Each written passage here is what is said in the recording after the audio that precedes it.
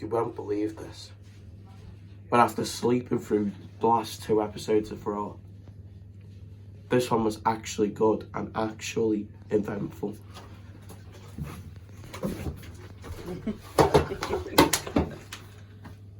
Raw was actually sports entertaining. Raw actually had something good. Only a few bits were bad. Raw actually had a debut and 3 returns.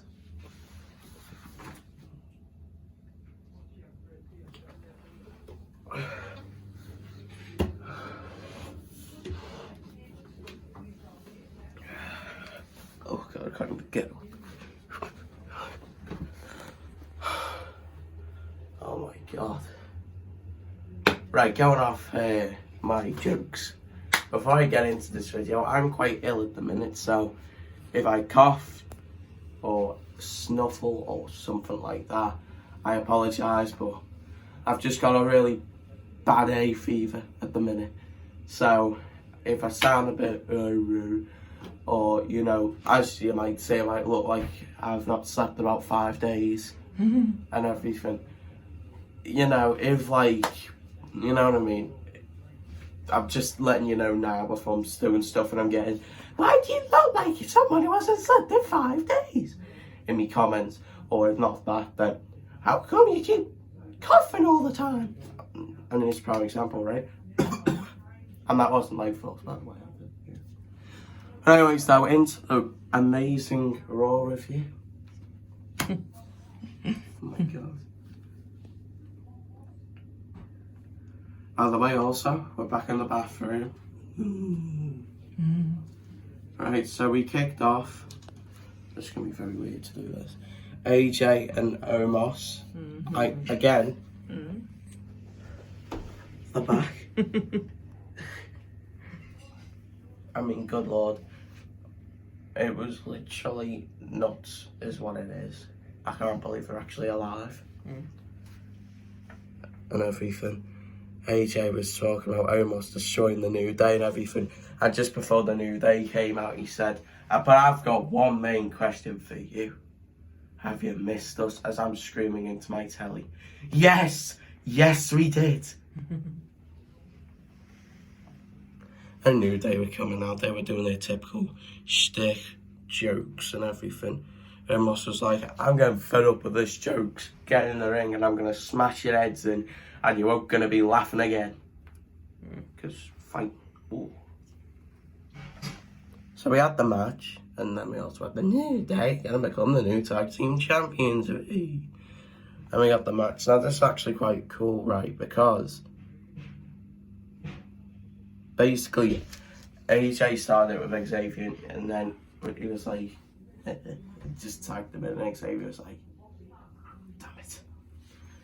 absolutely destroyed the two of them, but AJ was going for a high five and ended up tagging in because let's make everyone who's good stupid and everything. AJ came in and got absolutely chanced, almost similar things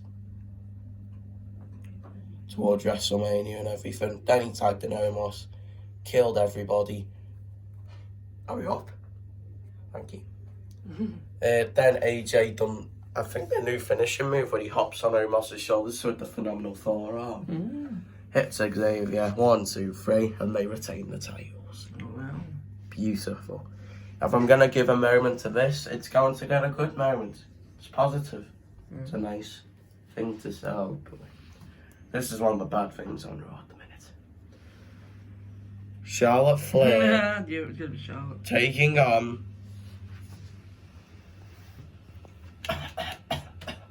na Dana bro, Dana bro, Dana bro, na Dana bro, Dana bro, Dana bro, na. Bad moment. Yes, I don't care. Any Charlotte thing's gonna be pretty bad, really. Any match I'm seeing her in that's not worth something, it's getting a bad moment. You've been warned, WWE. Oh no, I don't have my glasses on. You've been warned. You've been warned, WWE. You've been warned. And just like that, they're gone. It was your typical match. I'm not going to lie, I fast forwarded it because I couldn't be arsed with it. Bro, Mandy Rose got involved. I'm guessing probably Charlotte just booted her head off because she's Charlotte and Charlotte beats everybody. But the title's on it, goddammit. But the title's on it. Omega absolutely trumps everybody in the women's division. What? Then she started complaining to Sonya Deville about, I want to take them back. Eventually she gave her it. Rhea came out. She was like, on planet Earth for you, one thing that you deserve your title match. Then Asuka's going, you know, the crap Japanese stuff she likes to do. Then eventually Rhea had a, then see, Asuka doing crying noises because Asuka's a bit weird. Then Rhea tried screaming at Sonya, why are you getting in the match? Then Charlotte attacked her and everything. Then Asuka, thank God, attacked Charlotte. And she was like, I'm going to be Raw Women's Champion, even though whoever stands tall never wins the title, because 50-50 booking.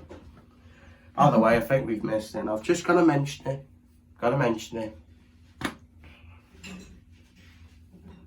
The Demon's back.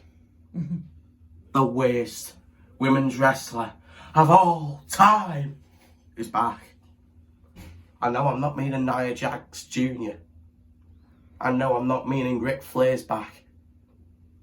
I know I'm not meaning that Santina Morella's back. It's even worse. It's even worse, I tell you. It's even that worse. As I'm talking about it, the clouds are starting to come dark and this room's going dark. She's back. Eva Marie's back.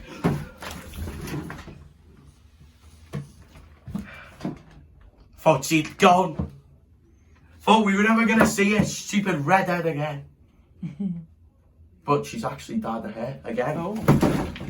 What colour is it now? Instead of all red everything, I'm going to have to get up. Instead of all red everything. Well, she didn't really say it, but you know what I mean. It's all pink everything. She's all about the evolution and doing a bunch of snapshots, which will make Vince McMahon fall off his seat. And everything. I must be honest, Eva's probably, I mean, if she's improved, then great. I mean, let's be honest, she's got a decent character, she just can't wrestle. And you know, since day one, I've not really been a fan of her, really. So, I don't know what they're gonna do, but hopefully she's improved. Well, hopefully. Hopefully she's actually decent. And if she is, then I don't hate her. Which would be the end. But if she improves, that's great. If I'm going to give a moment for the Eva Marie-ish, it's probably going to be wind. Screw you, window. I'm probably going to give it a good moment. I think I'm going to give it a good moment. Because it was a good promo package, and it was quite a shock to see Eva, which is the point of it, I think. And, yeah. Good moment. There we go. Back to it. So, then Charlotte being given the opportunity is going to get a middle moment. It was fine. It wasn't terrible. But it's just expected. And plus, again, it's Charlotte Flair. We hate Charlotte Flair. So, we have Miss and Morrison. Hey. Ho, ho. They were out. Miss was talking. I'm a former 2-time WWE champion. I'm a former 90 million time Intercontinental champion. Because let's be honest, he's won a load of them belts. And I'm a 2-time Grand Slam champion. Because I'm the Miz and I'm awesome. You get the shtick. You guys shouldn't be throwing rotten tomatoes at me and Johnny Chip over here. You can't be throwing it. Yeah, no one cares. The whole promo itself is going to get a bad moment because it's going to get a middle moment because Miz made it good, to be honest. Miz made it good. The whole situation, I'm just a bit... I don't know what I'm thinking of. But, by the way, good moment. Anytime I see Damien Priest entrance, it's getting a good moment. Okay. I love Damien Priest entrance. The match itself was pretty decent and everything. Two, like, great wrestlers in the ring, so of course it was good. Don't know how we got it. The amazing images of Raw. Yeah, sure. Got some high action going on there. Oh, yes, by the way. Priest was about to go to a goddamn move. Like his, like, spinning heel kick off the top rope. That's a lot of words to say. Morrison just jumped up, Spanish fly. As I'm literally going, well, that is one of the best.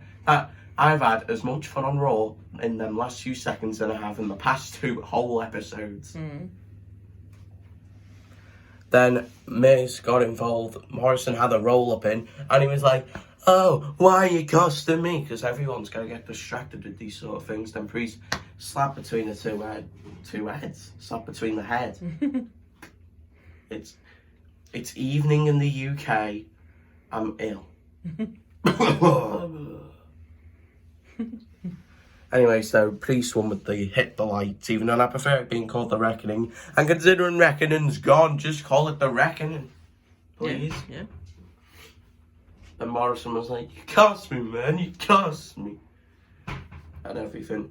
As Priest does his thing. And then for a split second, nothing against the talent, but I thought we'd just gone into an episode of the main event. It was Lucha House Party versus Shelton Benjamin and Cedric Alexander. But just before we get to that, just remembered, now I got a chuckle from me because I'm 2 and everything. Basically, Elias, so New Day were like, oh, because Omos is big and strong. Oh, yes, yes. And everything. Elias and Jackson Ryker were going to get some revenge for, the Rotten Tomatoes too. And then just when they threw him, who came walking past just as they threw him getting him? It was Randy Orton. And then after that, Randy's just standing there like, "I'm going to freaking kill you two if you don't quit." Well, and now this is the point that got me chuckling, because Matt Riddle basically just started spinning around him on his scooter. "Hey Randy, how are you doing, bro?" It gets me. It's funny, them two. RK Bro is a really entertaining team, and please put the belts on them soon. I'm sorry, but I really am. I'm really entertained. I'm sorry. But yes, we got to Luke's House Party versus Shelton Benjamin, Cedric Alexander. Again, we're back on main event and everything. I mean, it was a good match. It's 4 great wrestlers and everything. And everything. They got beaten again, Cedric and Shelton.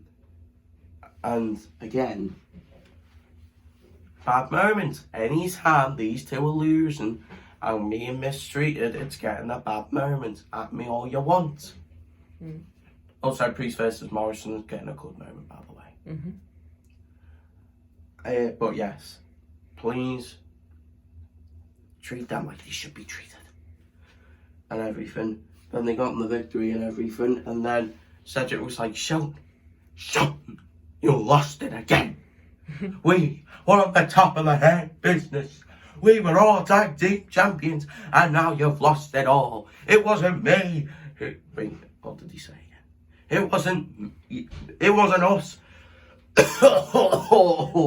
It wasn't us that Bobby and MVP wanted to kick out. It was you. And you ruined my career, Sean. And Sean's like, well, thanks for that. I've been mistreated enough.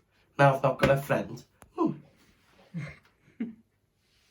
Then he got an interview and he was like, I don't care, I've seen many people come and go. I've seen young talent like Cedric Alexander come and go. And I don't care. As far as I'm concerned, it wasn't Bobby and MVP who pitched Cedric for the hair business. I saw something in him. If that's going to be a rivalry, I'm totally cool with it. I think it'd be cool. And Shelton's probably a good babyface, probably, if you actually give him something. So, I'd like to see that done, WWE. Then we got Angel Garza and Drew Gulak backstage. Again, main event. And Angel was there with his rose, walking around because he's obsessed with this rose. You know, he's like... And then Drew's like, how's about I have a sniff of that rose? Because it's all about sniffing roses. So, I mean, weirder things have happened. I mean, Edge and Booker T at WrestleMania 18 fought over a shampoo commercial. Weirder things have happened. But, thanks for that tablet. But anyways, though, Gulak was, he was basically angering Angel Garza, and he said, after my match, I will stick the shoes up your ass. That was a good demonstration, though. I know, it's actually not a bad Mexican impression there. For some reason, I can do everyone's impression. So yeah, we got the match, and I'm not gonna lie, it was really fun. Gulak never done anything, and Angel Garza done a lot. Now, I've not been able to talk about this. Sorry. And everything. I've not been able to talk about this on the Raw reviews, but that's because he's never on the damn show. This is what I want to see from Angel Garza. Him whooping everyone's ass and going straight to the top, hooking up with about 90 million women and dumping them for another one. That's what I want from Angel Garza.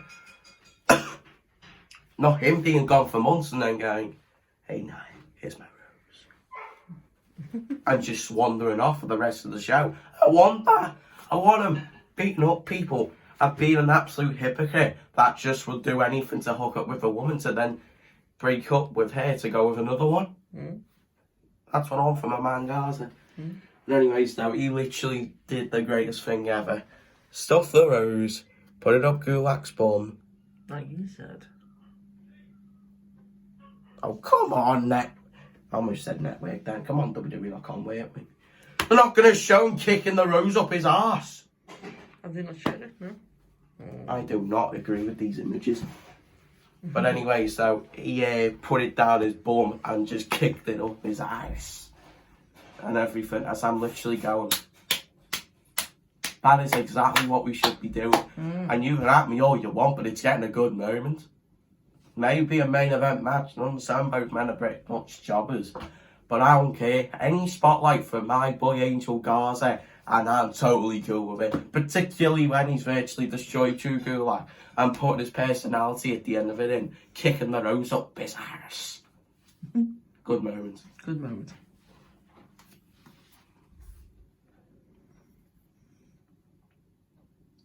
And we got Randy Orton and Matt Riddle versus Elias and Jackson Ryker. By the way, again, Matt Riddle, he's starting to actually be entertaining. He's going to the Viking Raiders. He's going, bro, it's the Viking Raiders.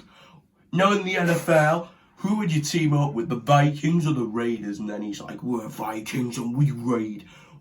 To be honest, we're a Browns fan. And then Matt Riddle was just like, bro, I did not see that coming. And then just wandered off because he's weird. Yeah. And then he's going, hey, Randy, and everything. And Randy's like, and then Matt Riddle just went.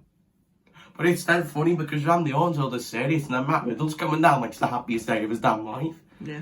Just skipping down on his damn scooter and everything. And even though Matt Riddle went from a really hard-hitting NXT fighter to basically a comedy shtick, I don't care. It's starting to get entertaining. It is for me, at least. Yeah. May not be for everybody, but it is for me, so leave me alone. But yeah, another thing that got me when Randy Orton was coming down, Matt Riddle was just dancing around in the ring and everything. And then eventually done his own pose of Randy Orton and everything, and then just started miming, I have voices in my head. As I'm literally going, this is amazing. But again, I know this won't happen, but I'm going to keep suggesting it. WWE, I want the double synchronised Matt Riddle entrance with Randy Orton included. Bare feet wrestling, flip-flops off, synchronised, with 2 sets of birds flying out. I need that in my life. That'd be funny. Or even Matt Riddle doing the pose with Randy Orton. Be quite funny. Yeah. Huh? Yeah.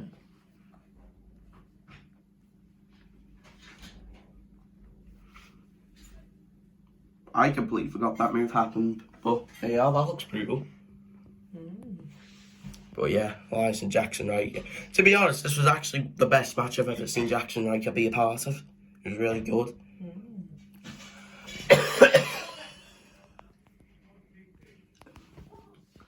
But yeah, Jackson Ryker though had his knee out. And at one point, Elias just body slammed Matt Riddle on his knee. And Sam Cowan, that's the best thing I've seen Jackson Ryker do. And then Randy Orton. Matt Riddle was like, can I tag in and everything? Just very giddy. Tags in on Randy Orton, hits the DDT. Then Jackson Ryker turns Randy round to it with him with an RKO. Then the floating bro, which I must say is one of the best high-flying moves going currently. It really is. Matt Riddle hits it brilliantly every time. And then as you can see again, it's just really funny. Matt Riddle's over the top idiot and Randy Orton's just like, help me. And everything, before we get to that. And everything. And then they done the pose and Randy Orton's just standing there like, why the hell am I here? And it's what I want. All the pregnancies for Randy Orton to stay on and they can have a really fun competitive match at SummerSlam. Please. But yes. Then, Sheamus defended the US title against the debuting Mansoor. Again, as I said, it was eventful. We got a debut. But yes, Mansoor and everything. And this was a really fun match. By the way, before we get to anything, the Arcade Bro stuff's getting a good moment. I'm really enjoying it and everything. Wait, hang on a minute. Am I going to give that a golden moment? I think I will, you know. I'm going to give it the golden moment. Wow. As I said, Arcade Bro, 2 weeks in a row getting the golden moment. Wow. You've been warned. But yes, this could have actually gotten the golden moment. Mansoor and Sheamus put on an absolute clinic. Two of them just absolutely killed Mansoor and everything. It was just a really fun match and everything. And then obviously, like WWE likes to do, this is Vince McMahon backstage. Oh, we gotta do disqualification, goddammit. Because again, as I said last week, you can't have a Monday Night Raw without a disqualification finish. It would be the end if it wasn't a disqualification. Humberto came in, Humdingo, because that's what you like to call them. He came down and he was standing on Sheamus. Sheamus bro kicked to him, bro kicked the Mansoor. Fella! And that was all. As I'm going. Because the match was good, it's just disqualification finish and everything. It's the first time I've ever been on the Sheamus Humberto stuff and everything. I'm gonna still give it a good moment because the match was good and I do like the rivalry. I'm not a fan of that finish. No. Then we got the quickest match I've ever seen in my life. The most rushed match. I almost said Dana Brooke, Christ. Lana and Naomi versus Shania for the women's tag team titles in one of the most rushed matches ever. Like, it was literally finished in under 3 minutes. We did the hot tack in the first 30 seconds of it. And it was really, really rushed. And why Lana and Naomi are getting a women's tag team opportunity at all doesn't really make any sense. It has to get one, it's Raw, it's brand moment. Oh, here we go, it's the Vince McMahon main event. Oh, but before I can make fun about Vince McMahon, it's Alexa Bliss again, everybody. Oh, yes. Hi. Seen Lily? She's very creepy. I'm gonna ruin all your bed. I'm gonna ruin all your children's 9 times. See Lily, yeah. Favorite colour's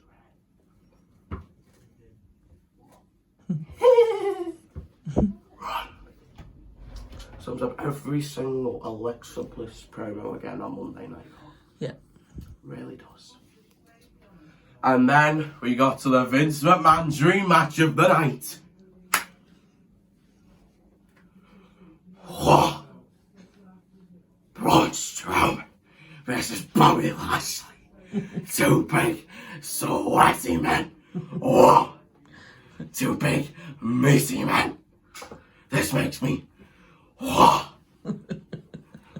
What a match. 2 big men. Oh, Drew McIntyre's coming out. Whoa. Whoa.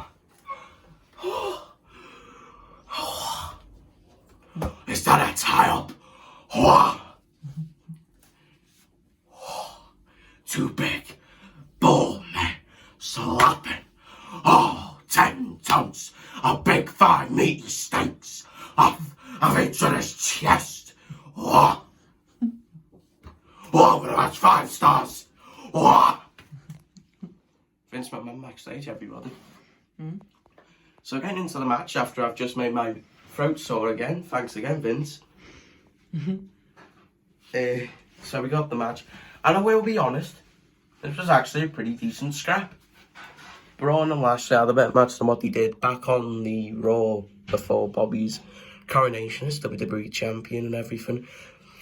So they create the story during the show that Bobby wants to team with Drew because Braun's basically aided into their match. Almost a backlash, WrestleMania backlash. Because we got to make stuff exciting, even when it's not. And everything. And then Braun showing it a nice electric chair drop. Then done his Braun, I'm a train stuff. And instead again, Lashley, he nearly crashed into Corey Gage, but thankfully got Drew McIntyre. Then Lashley beat Strowman, then Drew came back, Claymore kick to Braun. And next week, everybody, we're getting big Drew McIntyre versus Bobby Lashley. In it for the third week in a row, the Vince McMahon Dream Match, everybody. Woo! But yes, ladies and gentlemen, that was actually quite a positive Raw. I can't believe I'm saying this. The end is nigh. If I'm going to give this more a moment overall, it's going to get a good moment. I'm beside myself. But we actually also, no one competed twice in one night. After weeks and months of handicaps and tag team matches, and overall matches being restarted due to disqualifications and people being out of it, it's just a breath of fresh air. But obviously, we had to have the disqualification finish because you have to every week on Raw. But I haven't done one of them in this video, and I need to do it. Dear WWE, I understand AJ and Omos are alive, but do you honestly think I've forgotten about two particular names? Bray Wyatt. He had his funhouse and sounded like he completely forgot what he'd done. I mean, I understand he got burnt alive, but he was normal. Well, he's not normal, but yeah, I think you see me punt. I'm basically just writing up my arm now. And I think that his funhouse has just gone out of business considering Raw was that bad. Although this week was good, so why he didn't return, I don't know. Also, have you ever heard of the charismatic enigma Jeff Hardy? Because he's been missing. I think he really has become obsolete. Because he's not been on in months. Well, he's not been on in months, but he's not been on in a month. Since they got to Tampa, you guys haven't shown him at all. Nope. Did Jeff just not make the travel? Or is he dead? He may be, because he's not turned up in weeks. I'm very worried about them both. I know Bray Wyatt's a killer murder man, but still, I care about them both. Sincerely, wrestling is too sweet. Free pictures of Bobby Lashley. Because again, Vince McMahon won't look at the letter. Oh, I said, oh, big Bobby Lashley. Oh. And yeah, that was actually a decent Raw. Only problem is I'm sick, and I hate to see it. Here we go again.